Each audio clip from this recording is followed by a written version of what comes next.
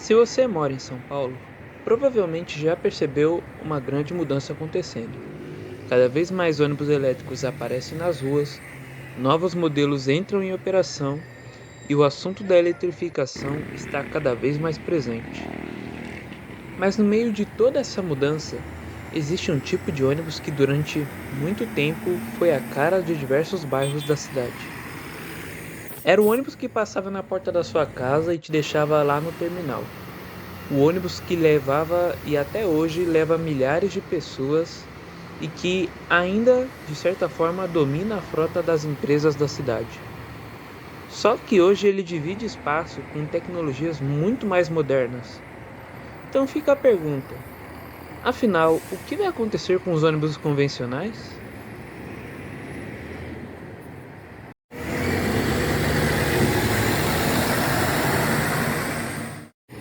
Há alguns anos atrás, os ônibus elétricos movidos a bateria eram apenas protótipos sendo testados na cidade. Hoje, muitas linhas já são até padronizadas com essa tecnologia.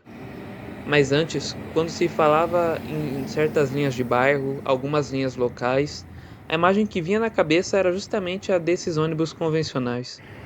Eles sempre estiveram presentes nas linhas de bairro, nas avenidas, em praticamente toda a cidade.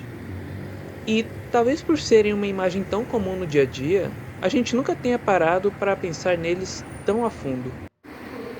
Só que a cidade começou a mudar. Primeiro, ainda antes desse papo de eletrificação, as empresas de linhas maiores que ligavam terminais ao centro passaram a comprar apenas ônibus de piso baixo e motor traseiro, os chamados padrons. Depois começaram a aparecer os primeiros ônibus elétricos, depois vieram mais, e hoje já são milhares de veículos com tecnologias muito diferentes das que estávamos acostumados a ver. Eles são mais silenciosos, mais confortáveis para o passageiro de certa forma e também oferecem melhores condições de trabalho para o motorista. Então, é natural que algumas pessoas olhem e pensem: então os ônibus convencionais motor dianteiro estão com os dias contados? Mas será que a história é tão simples assim? É que apesar do crescimento da eletrificação, muitos ônibus desse tipo continuam trabalhando todos os dias, e alguns ainda são bem novos. E não é por acaso. Eles operam milhares de viagens diariamente e atendem regiões muito diferentes da cidade. E, de certa forma, em muitos casos, continuam cumprindo muito bem a função para a quais foram projetados.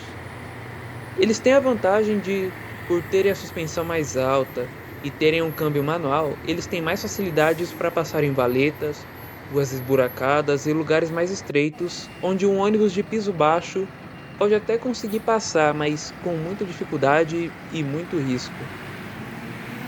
Apesar dos benefícios, também há quem diga que eles podem ser de certa forma prejudiciais para o motorista, principalmente porque tem um motor ali do lado que fica jogando calor e ruído constante o tempo todo. E também movimentos repetitivos de troca de marcha, pisa e embreagem podem ser prejudiciais para a saúde do operador ao longo prazo. Mas, no final das contas, o assunto aqui não é se eles são melhores ou piores que os elétricos. O que é fato é que existe uma transição acontecendo. E, como toda transição, ela não acontece de um dia para o outro. Ou seja, não significa que tudo vai permanecer assim para sempre. Pois, como eu falei, apesar de como as coisas são, esses ônibus ainda têm uma importância muito relevante nas linhas da cidade.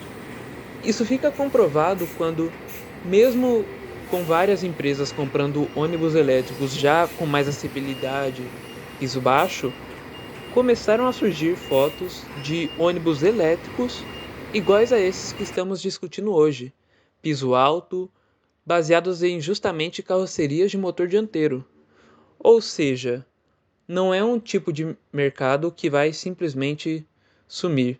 Isso é porque, em muitos casos, o ônibus elétrico ele consegue passar sim em ruas mais esburacadas, em valetas, só que isso acaba prejudicando o tempo da viagem e até a experiência do passageiro, pois A cada valeta, a cada buraco, o motorista tem que parar o ônibus por completo, levantar a suspensão, passar com cuidado, e isso aumenta o tempo da viagem. Eu mesmo já ouvi muitas pessoas falando: esses ônibus elétricos são ruins porque são lentos. Mas não é que o ônibus é fraco, é justamente por ele exigir mais cuidado na hora de dirigir. Cuidado esse que não é tão necessário e tão urgente quando você tem uma suspensão mais alta, uma carroceria mais alta. No final, os ônibus de motor dianteiro, apesar de todas as críticas que algumas pessoas fazem, é inegável que eles continuam desempenhando um papel importantíssimo na rede de linhas da cidade. Eu mesmo, aqui na região onde eu moro, tem linhas que já são praticamente 100% padronizadas com ônibus elétrico, e ainda assim não é difícil ver ônibus de motores dianteiros, que antes foram a cara dessas linhas, ainda assim voltarem à operação, seja para substituir algum ônibus elétrico que quebrou ou algum ônibus que está em outra linha. Ou seja, apesar de todas essas mudanças, continua sendo um veículo ainda muito presente. E sinceramente, considerando que alguns deles têm ainda 3, 4, 5 anos e o limite de operar aqui é 11 a 12 anos, não é de se estranhar e não é difícil imaginar que ainda veremos eles por muitos e muitos tempos.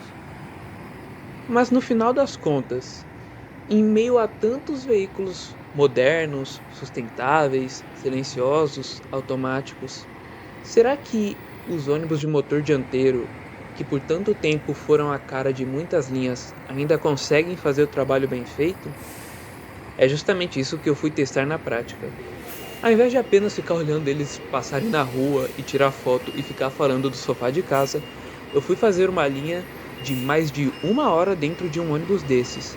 Uma das linhas mais exigentes da zona sul de São Paulo, onde essas máquinas ainda são protagonistas nas diversas valetas, ruas estreitas e subidas da linha.